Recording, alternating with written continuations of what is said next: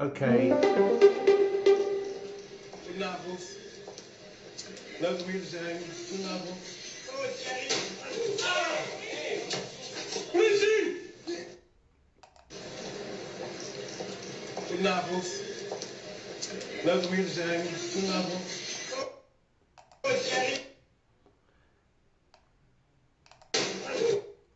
Okay, so this is supposedly a 33-year-old, always 33, Ukrainian. I mean, I don't know whether he is a Ukrainian or not, but he's described by Dutch media as a 33-year-old Ukrainian. These people don't seem to want to get involved. They don't even seem that surprised.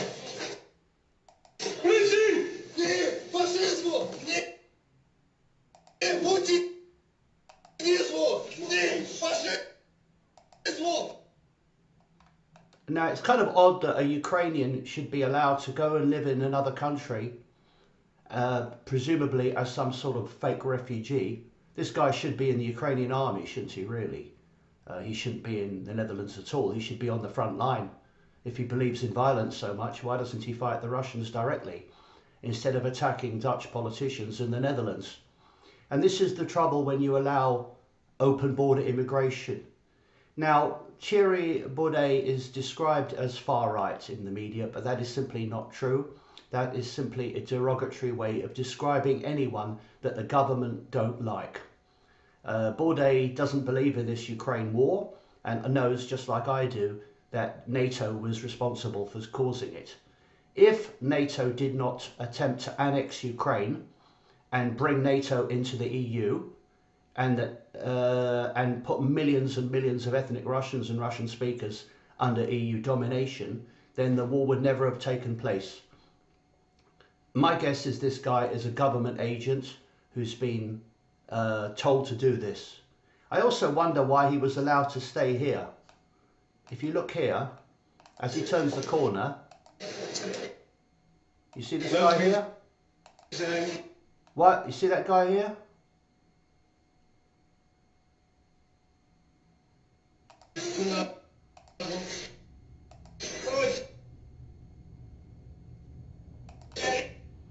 It doesn't. It didn't even. It hardly.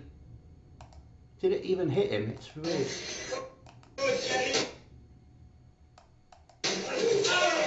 Could this be some sort of theatre? I don't know. I know someone who's met Thierry Baudet. I doubt very much. These people don't even look surprised, do they? You see, are these people part of it? This guy's very slow to react, isn't he? You'd expect Thierry Baudet to have some security. If he's really far right, like we keep hearing, then surely he's got some beefy bodyguards. He needs beefy bodyguards because he is going to be a target of the media. And this is the kind of we've got a nut house. Just I'm British, and what's happening in the Netherlands is probably even worse than what's happening here. But look at these people. I mean, they're not even that interested in getting involved. They don't look surprised. What are these people doing here anyway? They don't seem to be supporting him or opposing him. They don't want to get involved. If a man that I personally held in high regard was attacked, I would get involved immediately, right? I don't, you know, I feel sorry for Ukrainians because they have been seduced into a course of action. And also I find it odd that this Ukrainian should be shouting fascist, fascist, fascist, when so many Ukrainians themselves are supporters of Adolf Hitler. In fact, when the German army are training Ukrainian troops to use their weaponry, much against the wishes of the German public, because the public don't need to endorse things. You know, the German public don't really want to get involved in this. They don't see Ukraine as the good guys at all. That doesn't mean you support Putin. It doesn't mean, I think, personally, I prefer Putin to Zelensky. I mean, you know, but regardless of that, so I just don't think it's right. This man should be deported. Apparently, this 33-year-old, and it's always that fucking number, 33, 33, 33. Check it out. It's 33. It's Freemasons. And I don't believe that if this man should be immediately deported and sent to Ukraine, where he can then join the Ukrainian army, since he believes in it so much. He certainly shouldn't be in Netherlands escaping national service. He's a deserter. But I don't want, I mean, imagine how, I'm not Dutch, but if I was a Dutch person, I would be very upset and angry that we are allowing people such as this to move into our country.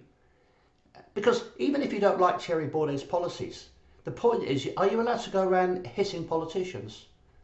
I mean, there are many politicians who deserve it much more than this. Look at Tony Blair and I mean, the World Economic Forum controls Dutch policies. It's shocking. But something needs to be done. But the media encourage this type of attack because if you do a search for Thierry Baudet online, it's the results are always far right, far right, far right, far right, far right, far right. You know, they're trying to stop people. What far right for me means Hitler or Genghis Khan or something. It doesn't mean somebody who thinks that you should have some border control. Border control is standard. That's why we have passports. Everybody agrees on the need for some border control. But apparently, because Thierry Baudet doesn't support supporting Zelensky, the man who plays the piano with his penis and is a drug user, apparently this makes him far right.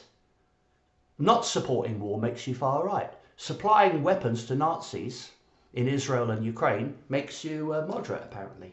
Anyway, this man should be deported, but apparently, despite attacking someone, this is GBA, this is violent, this is this is a jail offence. He's been released. Where are the fucking police? The police, it's called freedom of expression. Thierry Baudet was going to a meeting to discuss.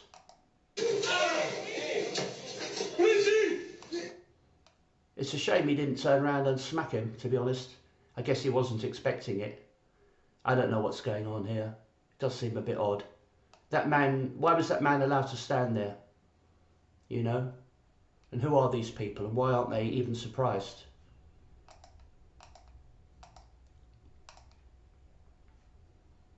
Look at this lunatic. Anti-fascist. Is this the same guy who supports? You can see there are literally thousands of pictures online of Ukrainians with Nazi flags. And let's not forget, Ukraine was an ally of the Nazis in World War II. So much for anti-fascism. Israel doesn't seem to have a problem with that. In fact, I've spoken to idiots here in the UK who support Ukraine, who seem to think it's impossible that Ukraine can have Nazis because it has a Jewish president.